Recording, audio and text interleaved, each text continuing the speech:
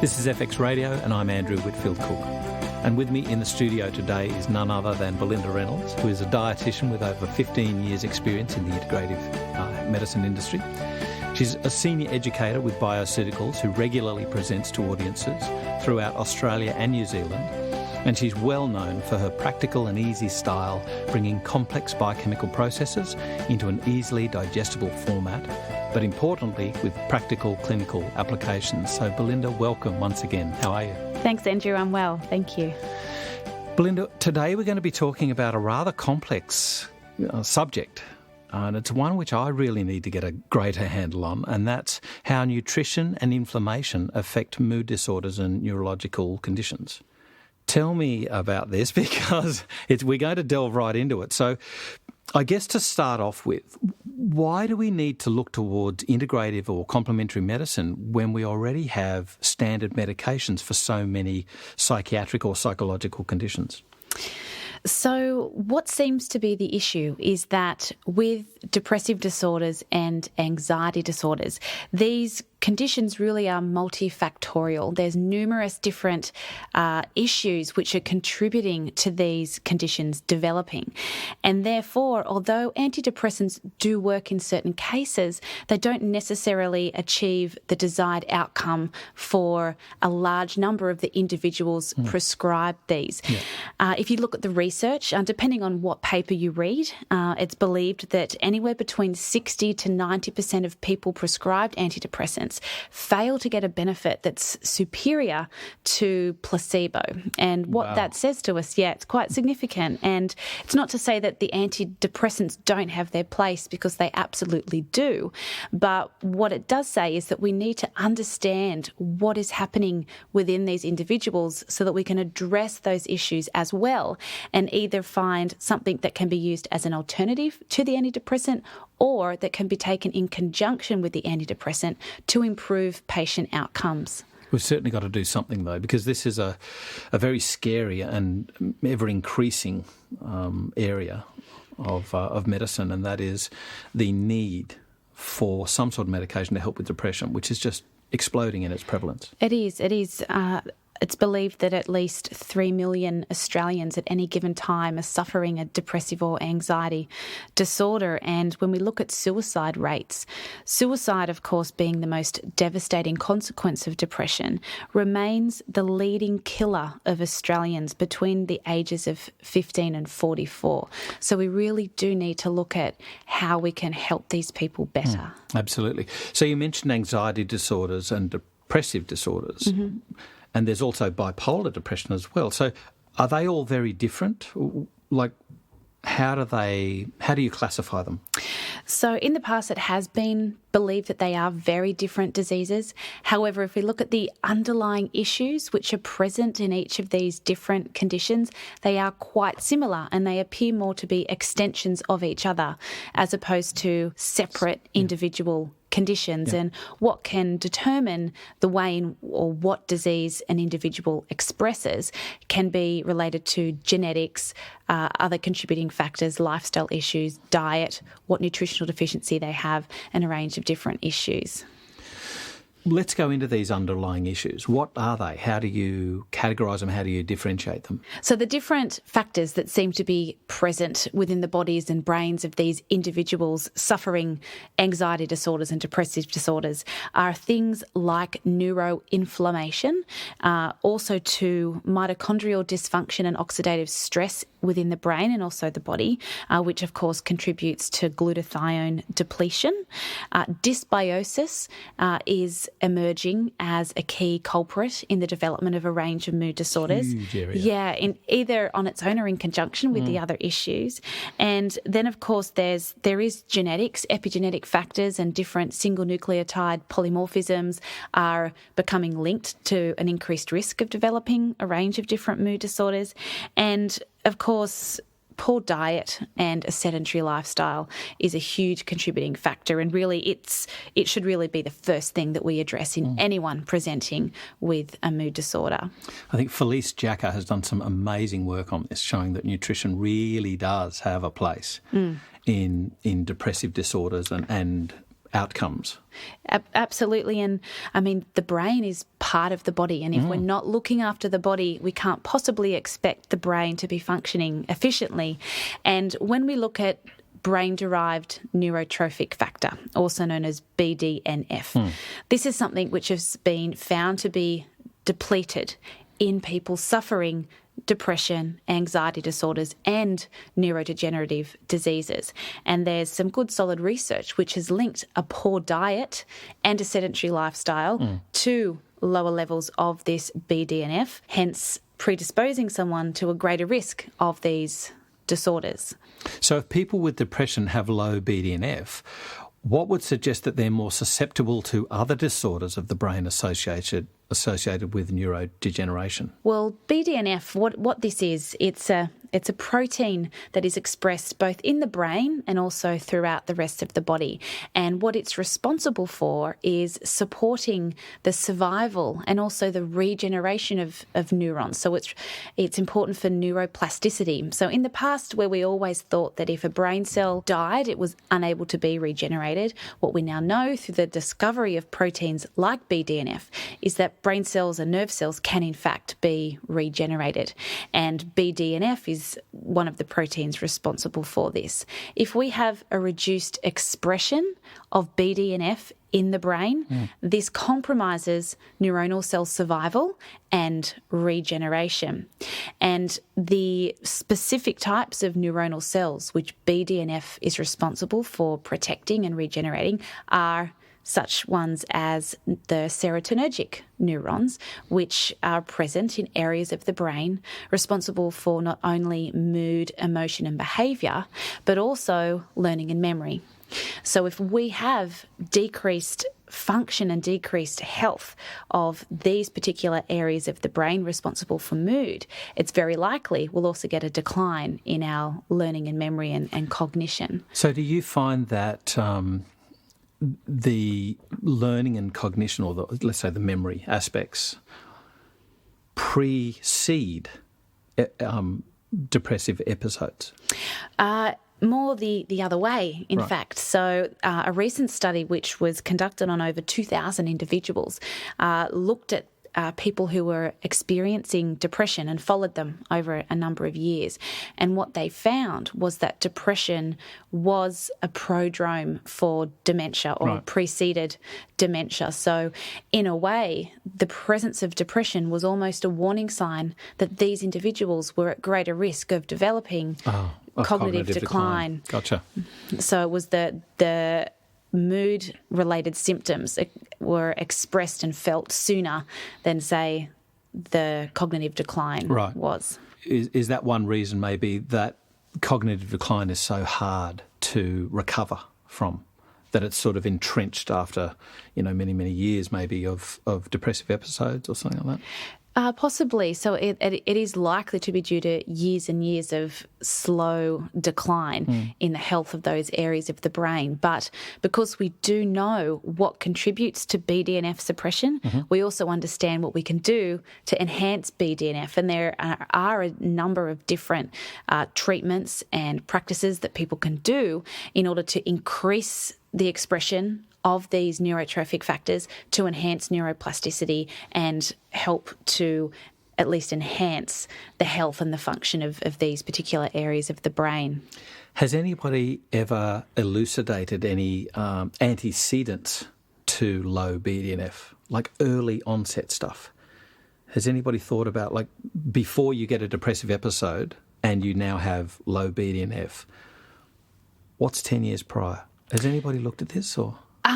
I haven't looked at any specific studies linking to that, but what I do know is that definitely they've shown high levels of inflammation to be linked to reduced neurotrophic support, reduced BDNF. So addressing inflammation with products like curcumin and also fish oil have shown to significantly increase BDNF expression. Saffron has even been shown to be able to do this. In fact, long-term use of SSRIs also has been shown to increase BDNF. And there's a school of thought that with SSRI medications, antidepressants, a great deal of the benefits experienced from long-term use of these actually comes from the enhanced BDNF expression, not so much the immediate increase in available serotonin. Right. The other factors that have been linked to compromised BDNF expression is significant dysbiosis early on in life.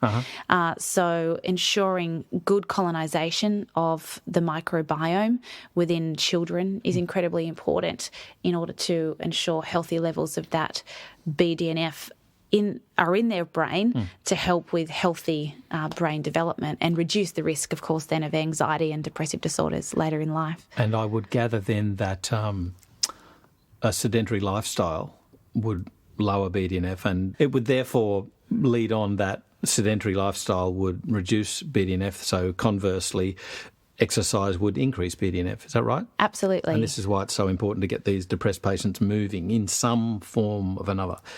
Absolutely. So exercise certainly has been shown to increase that BDNF expression quite significantly, and there are studies which have shown exercise to be equal in effectiveness to antidepressant medications in its ability to enhance the moods of people suffering from certain disorders. So if we know all this, does it mean that we don't need the antidepressants, considering, that you've got a 50-50 odd chance of if they're going to work or not?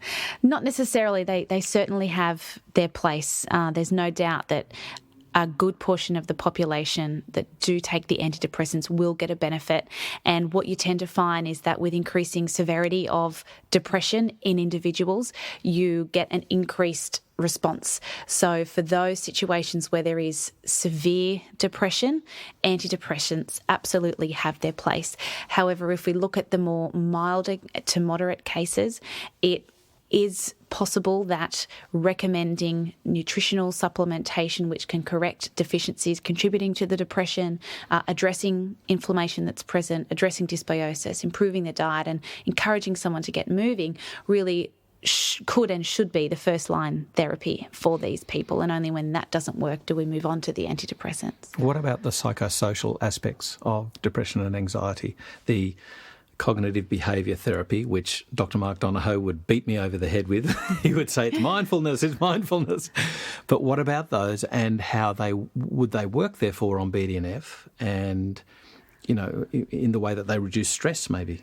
One of the other factors which will significantly compromise BDNF and contribute to certain neurotransmitter imbalances in the brain is chronic stress. So when we have high levels of stress, whether that be from external sources or negative self-talk, what that does is increase circulating glucocorticoids, for example, and it's been shown to reduce neurotrophic support. It's also linked to an increased accumulation of glutamate in the brain, which activates the NMDA receptor. This contributes to excitotoxicity, and you end up with, again, reduced neurotrophic support due to that. Yeah. But what we also see is exhausted GABA function and reduced serotonin function, lower levels of dopamine, all stemming from this chronic stress. So it is absolutely essential to be addressing whatever it is that's causing this initiation of a stress response in an individual, whether it be mindfulness or meditation or cognitive behavioural therapy. And of course, counselling is incredibly important as well. So we've spoken about nutrition, but what about supplementation? So there's some good research to support the use of certain nutrients in combination with antidepressant therapy. So, for example, if you had someone presenting who was on an antidepressant, however, was not responding, there are certain nutrients which have been shown to help with getting people to start responding to those medications. Zinc, for example, at just 25 milligrams a day has been shown to help those who weren't responding to their medication to start responding. Curcumin has also been shown to enhance the effectiveness of antidepressants. So too has fish oil at doses that provide about 1,000 milligrams of EPA per day. One particular study administered either the fish oil at that 1,000 milligram of EPA per day, 20 milligrams of an antidepressant, or the two combined. And what they found was that the fish oil and the antidepressant were quite similar in their ability to achieve significant results in terms of improving the mood. However, the two together showed even better results. So a truly synergistic effect. Yeah, and that's where nutritional medicine and integrative medicine really can be a complementary therapy. It doesn't have to be an alternative one, and people can get really useful results. I might point out that Maria McCready's at Flinders Medical Centre. She's done some brilliant research basically showing that DHA really does not seem to have an effect in depression. Is that right? Is that what you've seen? There is some emerging research which is showing DHA to be useful at enhancing BDNF. And interestingly too, curcumin can actually enhance DHA levels in the brain due to its ability to enhance the expression of the enzymes necessary to convert ALA to DHA. So it enhances that pool of enzymes in the liver, such as the elongase enzymes. And so that's where, say, curcumin and fish oil would actually work really effectively together to enhance that BDNF and ultimately improve the health of the brain. But there's other things besides BDNF or compromised BDNF levels, right? Absolutely, yeah. So there's a huge range of different factors that we need to consider, but they all tend to be quite linked. So, for example, if we look at what it is that compromises BDNF, inflammation is a huge one. Inflammation contributes to and is a result of oxidative stress. What you have linked there is mitochondrial dysfunction. Glutathione depletion will be seen there at the same time. So all of these factors are really important to consider. And when we look at high levels of inflammation in the body of an individual, a huge contributing factor there can be dysbiosis and poor gut integrity. We know that when there's compromised gut integrity, this leads to the increased passage of LPS or lipopolysaccharides. That elicits an amplified immune response. We get an increased level of inflammation. That can compromise blood-brain barrier integrity, and as a result, not only do we have that high level of inflammation in the body and the brain, we also get the nervous system suddenly being at the mercy of toxins that are entering the body because certain compounds, such as toxins, that are circulating in the blood that would otherwise have been not granted passage through the blood-brain barrier and into the central nervous system, suddenly are allowed to pass. And as a result, that further inflames the brain and further contributes to that mitochondrial dysfunction, etc., etc. So gut health really needs to be addressed as well. It's really interesting how you make that link between the inflammation and the mitochondrial deficits and the lowered levels of glutathione. That, to me, also links in methylation, which seems to be a key component of mood disorders. Can you explain a little bit more about methylation and its issues, please? Sure. So, methylation is absolutely essential for a huge number of different reactions and processes within the body, and certain nutrients that we know to be associated with good methylation include folates, also vitamin B12, vitamin B6, and a deficiency of these nutrients certainly has been linked to depression. Correcting deficiencies of these nutrients have also been shown to help with alleviating symptoms of depression, and they've also been shown to enhance the results people achieve from long-term antidepressant therapy. But there's issues with methylation in certain individuals, and this is this MTHFR conundrum, which I really need to learn a lot more about. It seems to be a lot more complex than what people think. It's incredibly complex, and I think for everything that we do know, we don't know something as well. And it's great that people are becoming aware of these epigenetic factors that can be present in people, as it increases our awareness of the importance of personalised nutrition. And it also increases our understanding of the fact that we can't have one strict protocol that we give to everyone presenting with the same disease, because the different underlying factors or what is contributing to their disease can be very, very different. And so we need to treat everyone individually.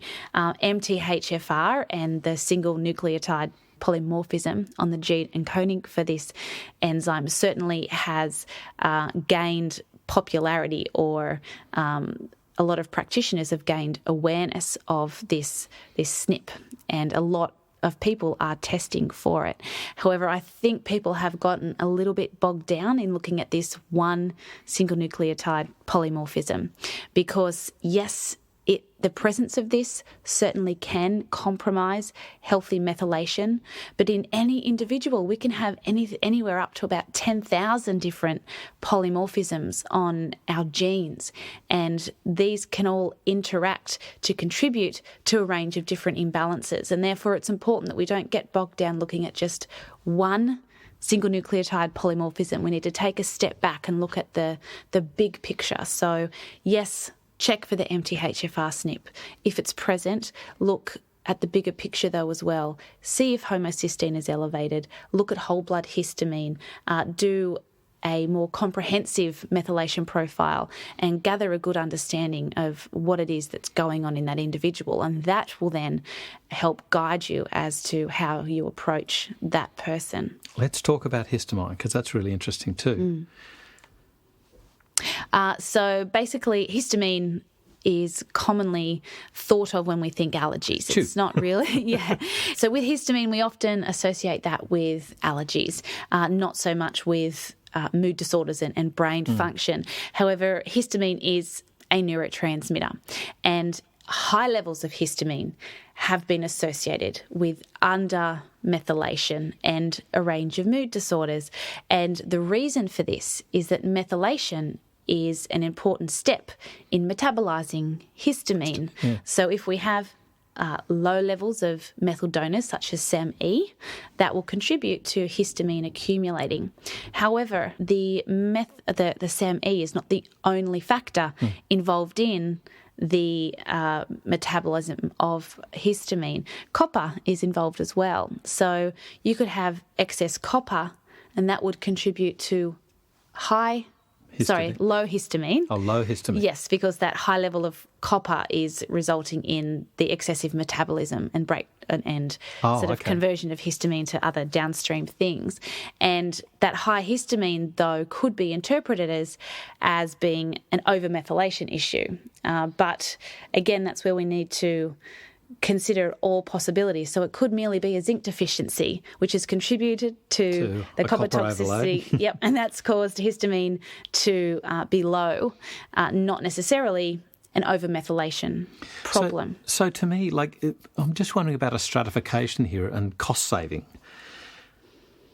Maybe if, zinc B6 magnesium was given as a prime supplement to somebody to help with their depression, and then as a trial, and if that didn't make any difference over, say, a 2-month period, then would you then include further testing and look further?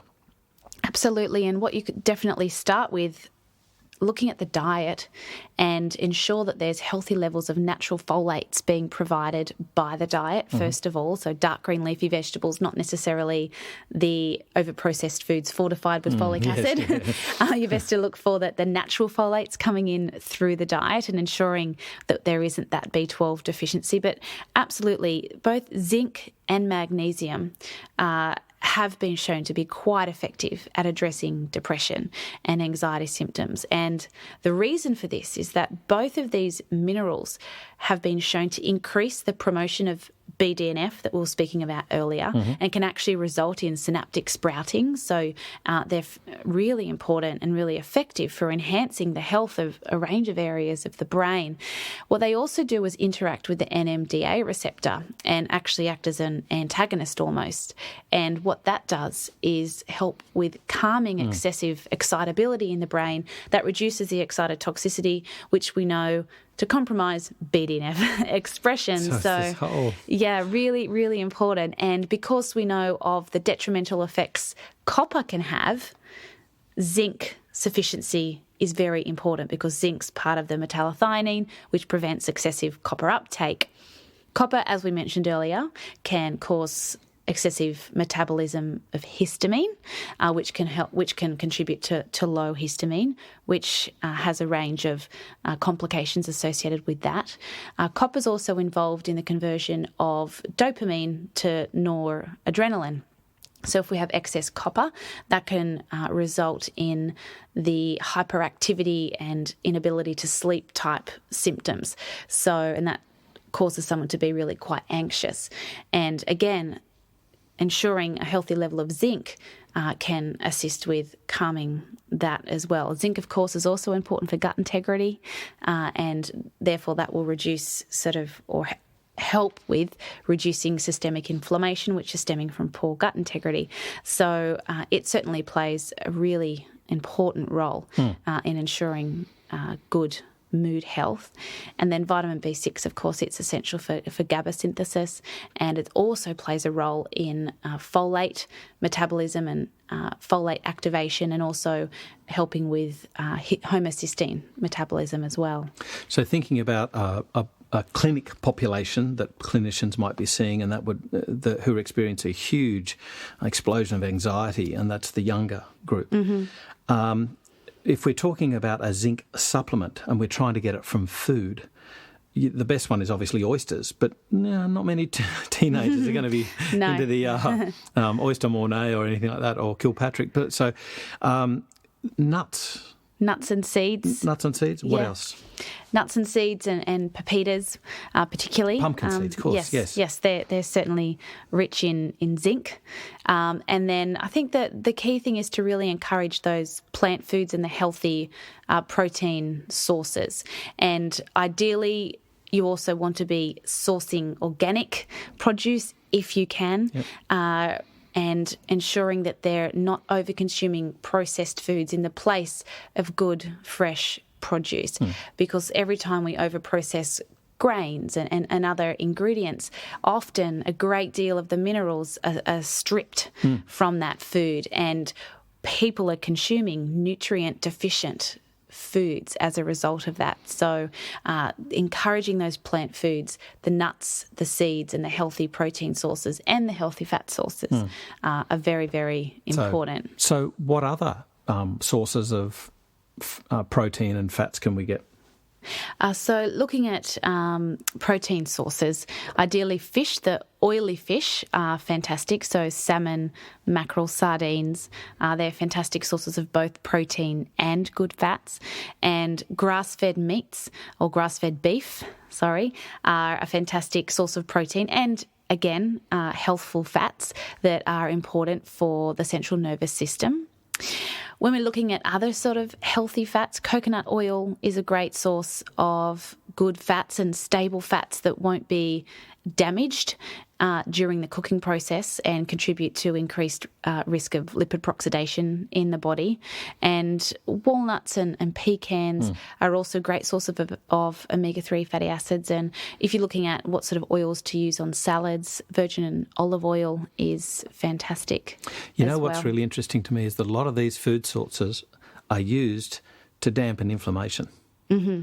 Absolutely. And it seems to be a key component with so many chronic diseases. Can you talk a little bit more about that? Sure. So inflammation, it seems to be at the root of, like you said, so many chronic diseases, and mood disorders definitely aren't outside of this.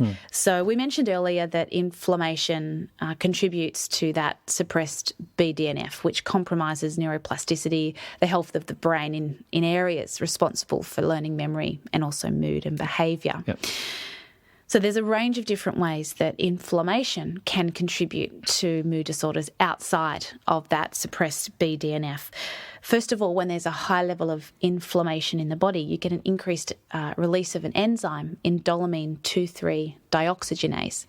What it contributes to is the degradation of tryptophan, or the movement of tryptophan down a pathway known as the kynurenine pathway, as opposed to that tryptophan being used to synthesize serotonin and then melatonin. So that's another way in which inflammation can contribute to mood problems. It's through that depletion of serotonin and melatonin. In addition to this, when you have an increased amount of tryptophan going down that kynurenine pathway, you also get an increased production of what is known as quinolinic acid. And what this can contribute to is excessive excitability or excitotoxicity in the brain, that reduced neurotrophic support and that nasty sort of self-perpetuating cycle we've been talking about. In addition to this, we also know that inflammation increases the release of substance P. Now, substance P is associated with pain. So what inflammation also contributes to is an increased release of substance P. So substance P is responsible for pain, but what it's also known to contribute to is an increased permeability of the blood-brain barrier, again rendering an individual more sensitive to toxins in their environment because they're able to gain passage into the central nervous system. The substance P can also interfere with GABA function. GABA is an inhibitory neurotransmitter, just like serotonin is, and it's important for calming activity in the brain and helping to switch off stress responses that have been initiated. So it can really contribute to that anxiety, and high levels of substance P have also been associated with social withdrawal that people can experience. And interestingly, colitis and inflammatory bowel disease, the inflammation associated with those has been associated with triggered release of substance P. So it's really interesting with chronic autoimmune disease. You get this social withdrawal, and like a lack of effect, a lack of mood. And yeah, so it's obviously having a condition associated with pain and degeneration of certain functions. Of course, that's going to contribute to a certain level of depression due to the awareness of the disease. But it's a systemic thing as well. Yeah. If we can help address that inflammation in their body and correct any nutritional deficiencies, we can potentially help them feel better and minimise some of the symptoms that they're experiencing. Okay. Sorry. What about increased MMP9? But there's so many other factors, though, of inflammation. One of them is these matrix metalloproteinases, which you see, again, in so many chronic diseases like endometriosis, cancer and things like that.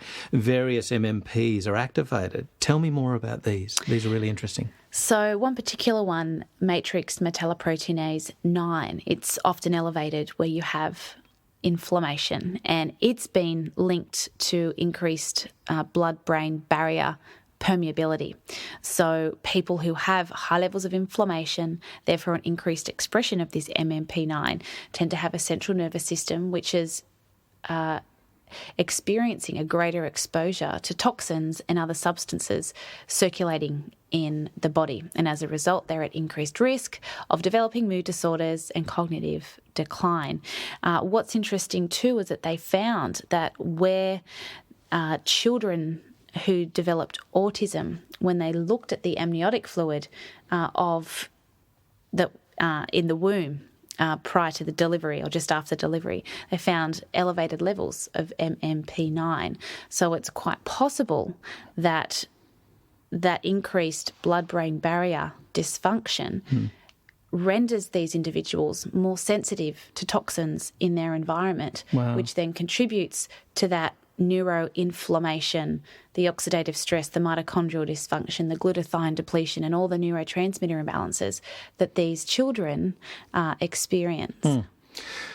So when it comes to compounds that we commonly attribute to using to treat inflammation, like curcumin, they're anti-inflammatory, and sure, they've been shown to reduce inflammation, particularly in osteoarthritis, and there's some work in depression now, and things like that.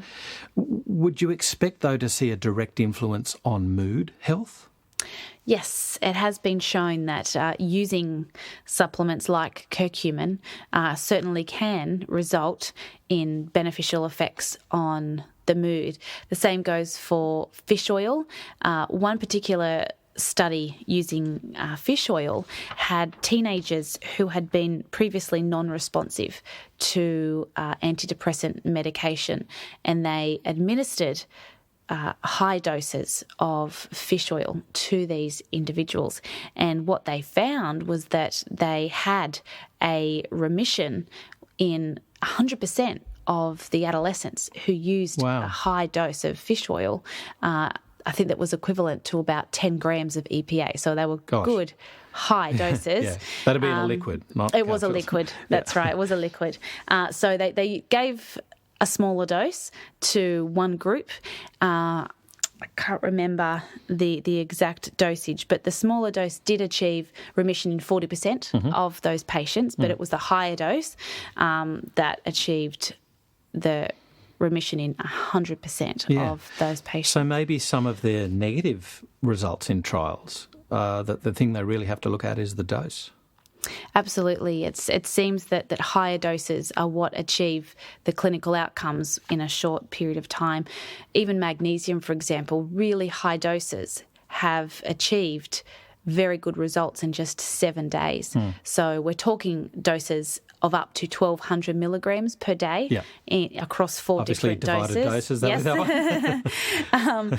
But in people who have been previously non-responsive to medication, giving these high doses of magnesium have achieved a reduction in symptoms, a significant reduction in depressive symptoms after just 7 days. So if somebody gave, if you wanted 1,200 milligrams, you'd be giving like 300 milligrams 4 times a day. Yes, so with each meal and then on retiring. Yeah. What about things like food intolerances, though? Yeah, so food intolerances definitely can be contributing factors and always need to be considered. So non-celiac gluten intolerance certainly should be considered.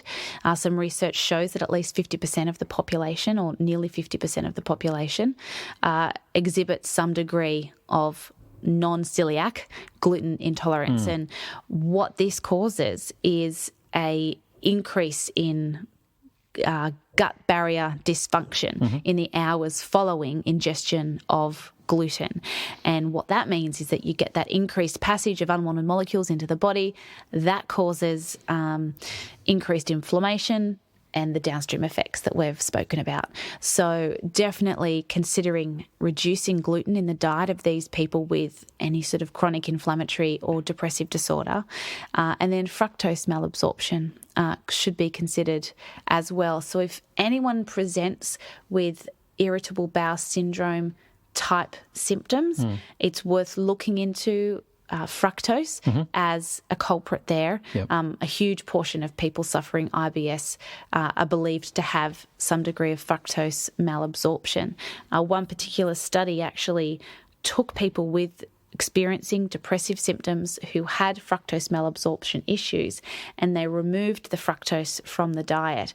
And after a number of weeks, their depressive symptoms alleviated just through that reduction in fructose. And it's believed that if you have fructose malabsorption and continue to consume it, that actually interferes with tryptophan uptake, and therefore you end up with a compromised production of serotonin. I see a potential danger, though, in some people that might go, therefore fruit is bad in depressives.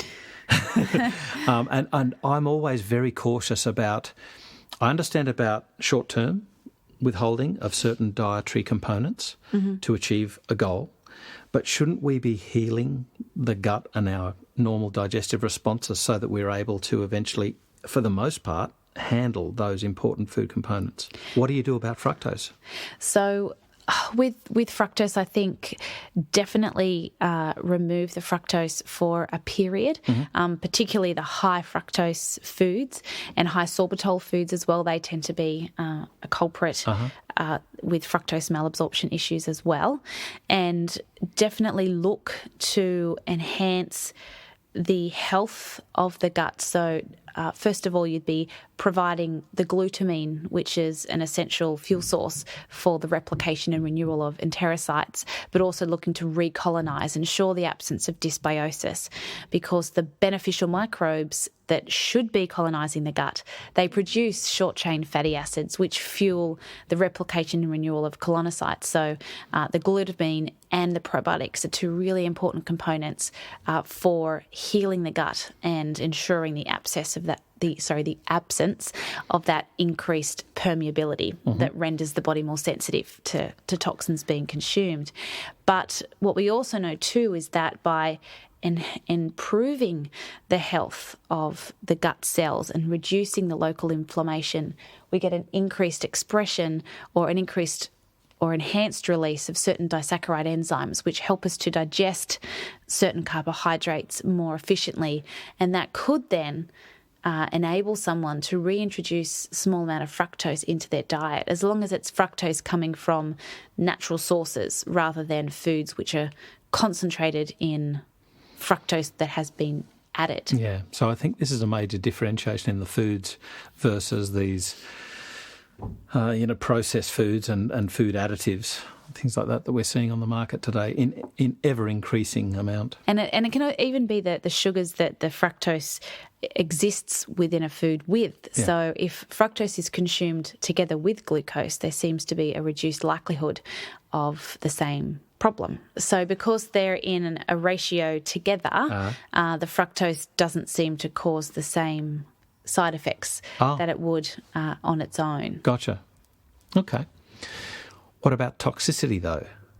So toxicity is a huge thing. So we mentioned copper toxicity earlier on, linked with a zinc deficiency. We've also talked about how when you have a high level of inflammation that contributes to that matrix metalloproteinase 9 elevation, that can lead to blood-brain barrier dysfunction and increase someone's susceptibility to toxins that may be in their environment. So they could be exposed to the same level of toxins as the next person, yet they're more sensitive to them because these toxins are being granted passage into an area of the body that they shouldn't be. But again, when we look at genetics, certain people just have an increased sensitivity to certain toxins. One example is when we look at mold toxins. About 25% of the population carry a genetic defect which reduces their ability to metabolize and detoxify mold toxins from their body. So the presence of these mold toxins in their body, because they're being unable to be detoxified, continually activates an inflammatory response. What that does is damages the leptin receptor in the body, in the brain. The leptin binding to its receptor is essential for the release of MSH, or melanocyte-stimulating hormone. Yep. Downstream, that's essential for a huge range of different hormones and neurotransmitters. So it ends up in weight control.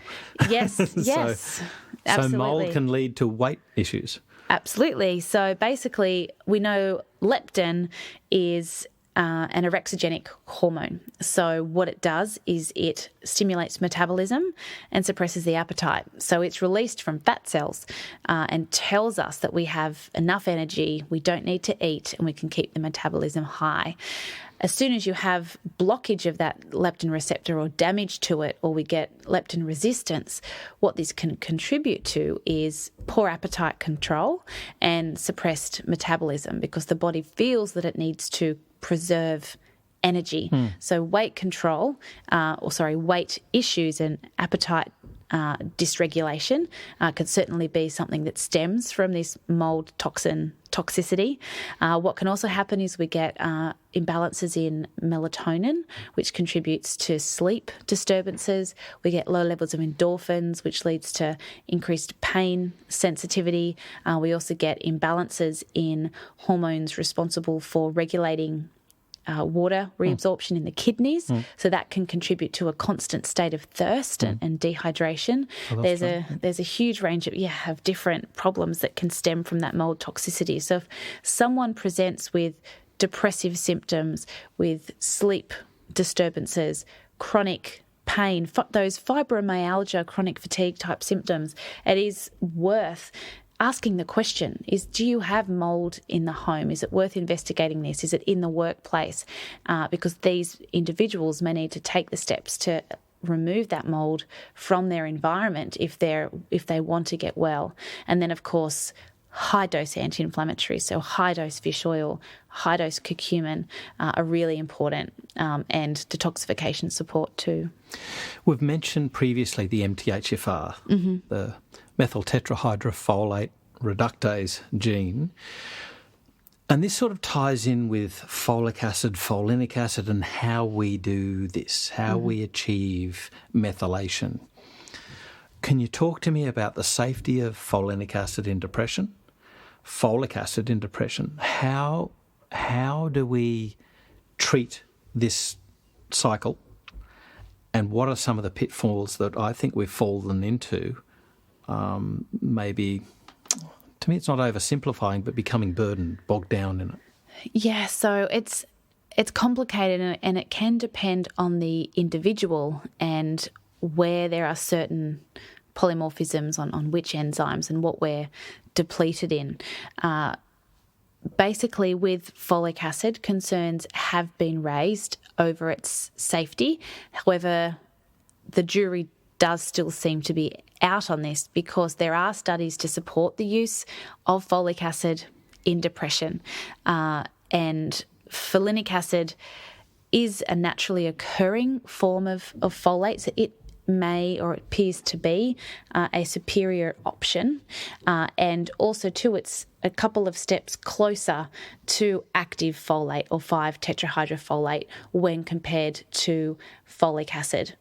The issue with folic acid, I think, is that, yes, it's a synthetic form, but people who are having excessive amounts of folic acid that we're concerned about, it's often due to the fact that it's coming in from fortified food sources, which means they're likely to be consuming a high amount of processed foods as opposed to foods that naturally would contain the natural folates. So what about pyrols, though? That's a hot topic at the moment, and it's something I don't fully understand. Can you please explain to me what the importance is, where to do with their metabolism? Help me. So when we're looking at pyrols, also referred to as HPL or hydroxyhemopyrrolin. I hate how that rolls off your tongue. No, I hope I pronounced it correctly. Hydroxyhemopyrolin. Right. Or HPL, often referred to as pyrols. Basically, this is another epigenetic issue generally, or it can often be just associated with a huge amount of oxidative stress in the body of an individual. So what it seems is that HPL is a byproduct of heme breakdown. And in certain individuals, there's a higher production of this. Normally, it's released into the gut for excretion, primarily. But in situations where you have leaky gut, some of that is allowed passage back into the body. The body is then very effective at eliminating that through the kidneys. However, the issue with this HPL or pyrols are that they have a high affinity for zinc and vitamin B6. And so as they're excreted through the kidneys, they take that zinc and B6 with it. And there's that zinc and B6 again. It is, yes. And so that obviously that contributes to a lot of depressive and anxiety type symptoms if someone has that very high HPL level and thus end up with a very significantly increased excretion of zinc and vitamin B6 from their body. So as you can imagine, when we get high levels of oxidative stress, that contributes to an increased HPL level. Mm-hmm. And then, of course, if we have dysbiosis and leaky gut, that leads to an increased reabsorption of that HPL, greater circulating levels, greater amounts excreted, greater amounts of zinc and B6. Compounding problem. So absolutely. And so therefore, if we have someone with high pyrols or high HPL or high levels of Mo factor, which it's often referred to as well, showing up in the urine, what it says to us, first of all, is that we need to correct that deficiency of zinc and vitamin B6, but we also need to look at healing the gut to reduce that reabsorption of the HPL or the pyrrole. And we also need to address oxidative stress and any of the symptoms or side effects stemming from that. So good high doses of zinc are important not only to correct the deficiency, but also to ensure that we're not developing a copper toxicity because, as we mentioned before, high copper can contribute to low histamine, but it can also contribute to an increased conversion of dopamine to noradrenaline and those hyperactivity type symptoms or hyper anxiousness. And the zinc too is also very important for the integrity of the gut. So increased HPL pyrrole passage, increased zinc deficiency, worsened gut permeability, even worsened HPL reabsorption. It's one of those nasty cycles. So it's really necessary that we address that gut integrity with the zinc. It seems it's like if in doubt, treat the gut. Absolutely. Treat the gut. Absolutely, and improve the diet and increase the amount of antioxidants and nutrients coming in through the diet. And vitamin B6, of course, is important too. We know that's essential for healthy methylation, for keeping homocysteine levels under control and ensuring that conversion of homocysteine ultimately down to cysteine and glutathione. B6, of course, is important for GABA synthesis. So there's a huge range of reasons why we need a healthy level of vitamin B6 in the body. With this MTHFR and with the cryptopyroles and mauve factor, there's a school of thought that says, that you shouldn't use certain nutrients in certain disorders. Mm-hmm. Tell me how you get around that. Like, how do you go through that maze? Is there things that you watch out for? Yeah, so there's different schools of thought around whether certain nutrients are safe or unsafe. I have heard that it's not recommended to use folate in anyone who is depressed because of folate increasing the expression of serotonin reuptake proteins. Mm-hmm. But there's also a huge body of evidence that supports the presence of a folate deficiency in depression and the usefulness of folate supplementation.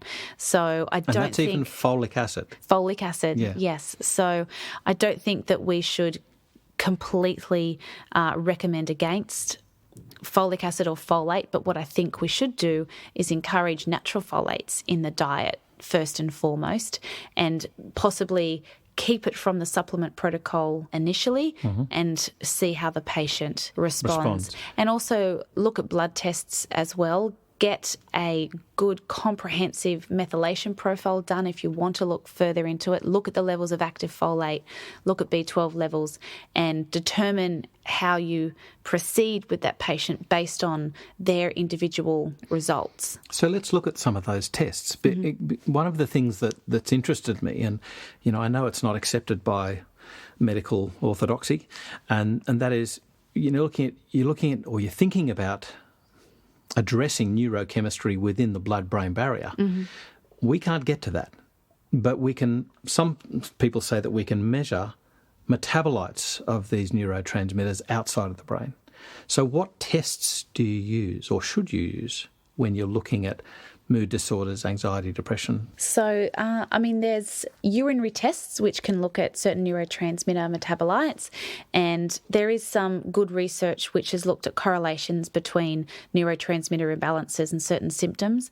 So that certainly does support the use of those tests to give an indication of what might be going on. I don't think any individual test should be used as a be-all and end-all, but it certainly can help contribute to this picture that you're trying to develop about a patient. Mm-hmm. And I think if we go in, first of all, with correcting the diet, encouraging exercise, healing the gut, it's hard to go wrong, and you'll often find that you get significant improvement in symptoms simply from doing that and reducing the inflammation in their body. So if you're concerned about folic acid or folate and B12 based on different recommendations for or against it, again, ensure that there's a good amount of these nutrients coming through the diet, healing the gut, reducing the inflammation, correcting dysbiosis, and see the results that develop from that and move on from there. We spoke about, just briefly, a dose for magnesium, right? 1,200 milligrams a day. Up to, so between 600 and 800 milligrams often gets a very good result. Just a few case studies I've seen have used up to the 1,200 milligrams. So between 600 and 1,200, so you're doubling your dose. Yep. B6? Up to 200 milligrams, but generally start around the 50 and based on the individual. If there was severely or significantly elevated pyrols, it could warrant a higher dose.